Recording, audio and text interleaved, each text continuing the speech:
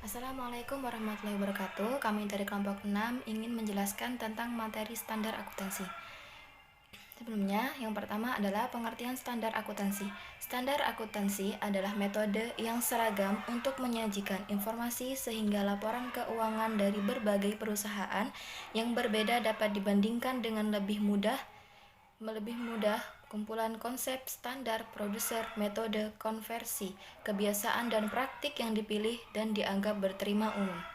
Belkaunus 1985 mengemukakan alasan pentingnya standar akuntansi yang relevan sebagai berikut. Yang pertama, dapat menyajikan informasi tentang posisi keuangan, presentasi, dan kegiatan perusahaan. Yang kedua, memberikan pedoman dan peraturan bekerja bagi akuntan. Yang ketiga adalah memberikan data base kepada reviewers tentang berbagai informasi yang dianggap penting. Yang keempat adalah dapat menarik perhatian para ahli dan praktisi di bidang teori dan standar akuntansi. B. Mengidentifikasi istilah standar akuntansi dan penentuan standar. Yang pertama adalah standar akuntansi. Standar akuntansi biasanya terdiri dari deskripsi tentang masalah yang dihadapi dan diskusi logis atau cara memecahkan masalah. Yang terakhir adalah terikat dengan keputusan atau teori diajukan suatu solusi. Yang kedua adalah penentuan standar. Dalam penentuan standar ada dua pendekatan, yaitu representatif faithfulness. Pendekatan ini menghendaki pelaporan yang bersifat netral dan penyajian wajar laporan keuangan melalui proses penentuan standar. Yang ketiga adalah penentuan standar. FASB sebagai contoh dalam proses ini mengikuti prosedur sebagai berikut.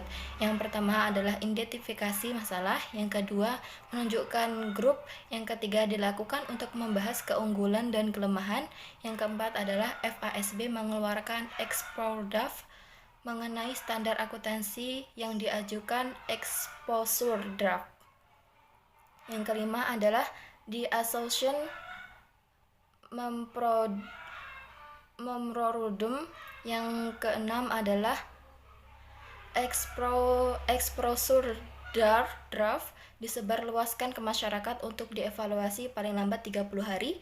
Yang ketujuh adalah dengan pendapat untuk membahas kelemahan dan kebaikan berbagai alternatif yang diajukan FASB. Nama saya Nida Auheria, NPM 1903031042. Di sini saya akan menyampaikan materi selanjutnya, yaitu C. Hubungan standar akuntansi dengan perangkat peraturan lainnya. Hubungan standar akuntansi keuangan Indonesia dengan norma pemeriksaan akuntansi disebutkan dalam norma pelaporan yang pertama, dengan bunyi sebagai berikut.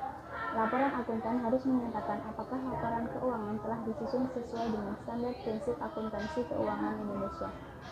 Dalam nada yang sama, GAAP yang berlaku di USA menjelaskan hubungan yang erat. Standar akuntansi atau GAAP diperlukan untuk lembaga sebagai berikut. Yang pertama, GAAP untuk lembaga pemerintah. Yang kedua, GAAP untuk organisasi sosial yang tidak bertujuan untuk mencapai laba. Yang ketiga, GAAP untuk perusahaan komersial. Selanjutnya, D. Penyusunan standar akuntansi di USA. Adapun pihak yang ikut serta dalam menyusun standar akuntansi di Amerika Serikat adalah yang pertama, kantor akuntan besar yang dikenal dengan Big 8. Yang kedua, American Institute of Certified Public Accountants (AICPA), yaitu akuntan publik. Yang ketiga, Financial Accounting Standard Board (FSAB), lembaga penyusun standar akuntansi. Yang keempat, Governmental Accounting Standard Board (GASB), laporan penyusun standar akuntansi untuk pemerintah. Yang kelima, Security and Exchange Commission (SEC), badan pengawasan pasar modal. Yang keenam, American Accounting Association, organisasi akademisi. Yang ketujuh, Financial Executive Institute (FEI), institusi eksekutif keuangan. Yang terakhir, The Institute of Management Accounting atau organisasi akuntan manajemen. Materi selanjutnya yaitu berikut ini adalah profil yang terlibat dalam penyusunan standar akuntansi di Amerika. 1. Kantor akuntan Big 8. Yang kedua yaitu Financial Accounting Standard Board. Yang ketiga Security and Exchange Commission. Yang keempat yaitu The American Accounting Association. Yang kelima yaitu organisasi atau badan lain. Yang keenam pemakai laporan keuangan. Perumusan standar akuntansi di Amerika Serikat. Dalam penyusunan standar akuntansi keuangan, Amerika Serikat sangat berpegang pada kerangka teoritis konseptual yang ditetapkan FASB sebagai berikut. Tujuan pelaporan keuangan oleh perusahaan yang bertujuan mencari laba yang diterbitkan November 1978. Yang ketiga itu karakteristik kualitatif informasi akuntansi yang diterbitkan Mei 1980, kemudian direvisi dengan statement nomor 6 Desember 1980. Yang keempat yaitu tujuan pelaporan keuangan organisasi non-profit diterbitkan Desember tahun 1980. Yang kelima yaitu pengakuan dan pengukuran dalam laporan keuangan perusahaan bisnis diterbitkan Desember 1984. Yang keenam yaitu elemen-elemen laporan keuangan yang diterbitkan pada Desember 1985.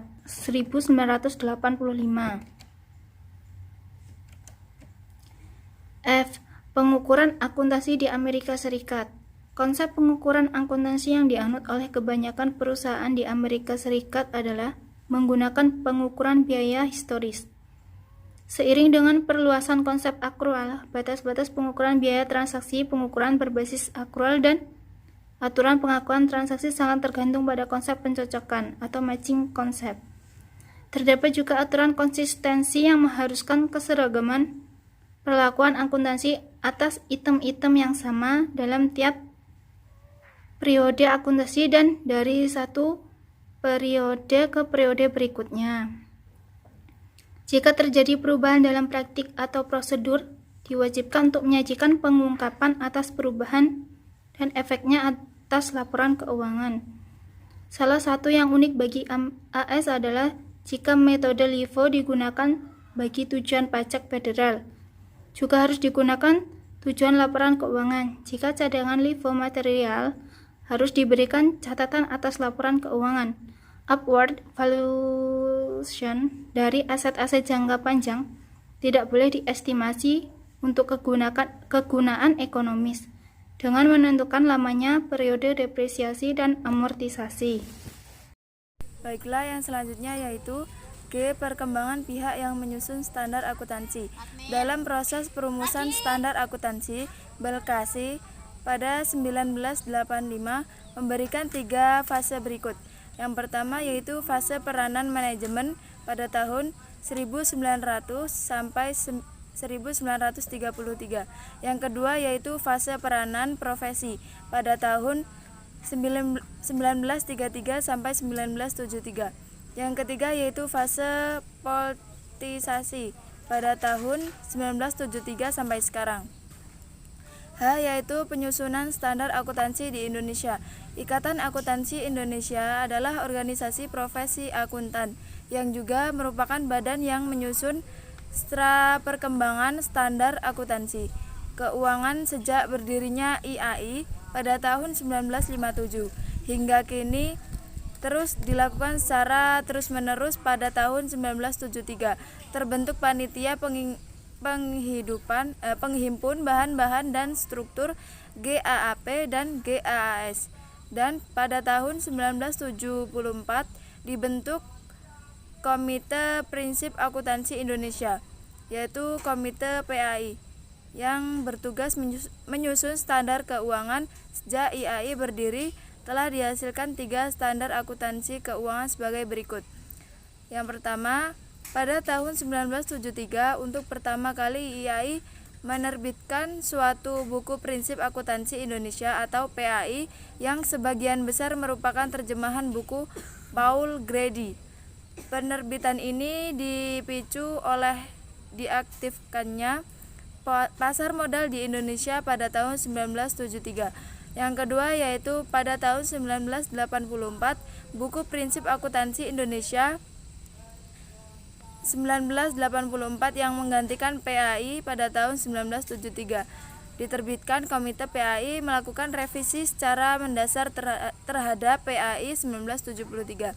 Yang ketiga yaitu pada tahun 1994 IAI kembali melakukan revisi total PAI 1984 dan sejak itu mengeluarkan standar keuangan yang diberi nama Standar Akuntansi Keuangan atau SAK yang diterbitkan sejak 1 Oktober 1994. Perkembangan standar akuntansi. Selanjutnya yaitu I. Penyusunan metode standar akuntansi di Inggris. Perusahaan yang didirikan di UK diatur oleh undang-undang yang bernama Companies Act. Companies Act tahun 1948 selanjutnya diamandemenkan secara mendasar pada tahun 1967, tahun 1976, tahun 1980, tahun 1981, tahun 1985, dan tahun 1989. Badan-badan akuntansi utama di UK ada 6. Yang J. Perusahaan penetapan standar akuntansi. Istilah prinsip akuntansi yang berlaku umum di Indonesia dimaksudkan meliputi tidak hanya prinsip dan praktik akuntansi, tetapi juga metode penerapannya. Informasi yang disajikan dalam laporan keuangan tidak semuanya berupa fakta. Ada informasi yang diukur berdasarkan taksiran atau seperti nilai buku aktiva tetap, kerugian piutang, dan ada informasi yang pada tanggal penyajian laporan keuangan berasal dari transaksi yang belum selesai secara tuntas, misalnya contingent liability atau utang bersyarat. K. Perubahan akuntansi yang mempengaruhi konsisten.